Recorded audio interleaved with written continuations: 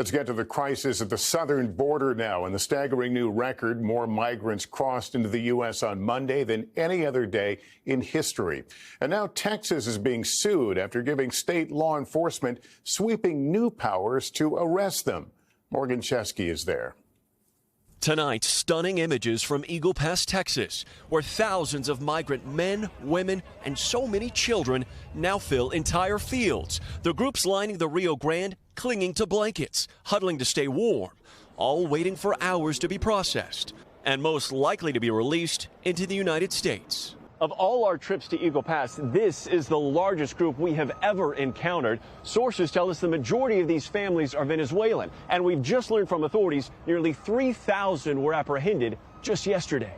On Monday alone, a staggering new record. DHS officials telling NBC News more than 12,000 migrants crossed the U.S.-Mexico border, the most recorded in a single day ever. The surge sparking a new battle between the Lone Star State and the White House. Republicans here blaming President Biden's border policies for a record number of illegal crossings.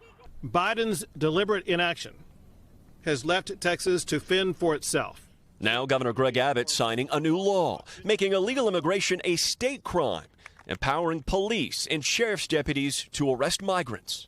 Texas has already put controversial floating barriers in the Rio Grande and barbed wire along the border, but both face ongoing challenges. The White House calling the new law extreme. The ACLU of Texas saying they'll sue.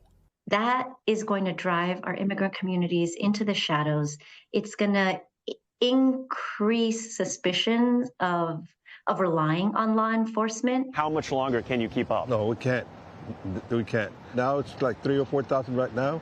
So they're coming in.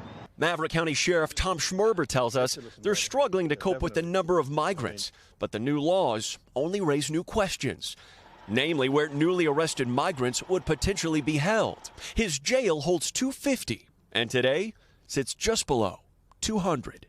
I don't have the resources, I won't have the space. Where I want to put them. Morgan, we see those massive crowds of migrants behind you, and officials say they expect more soon.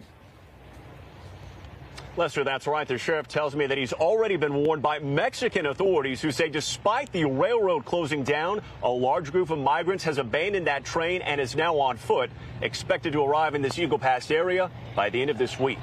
Thanks for watching. Stay updated about breaking news and top stories on the NBC News app or follow us on social media.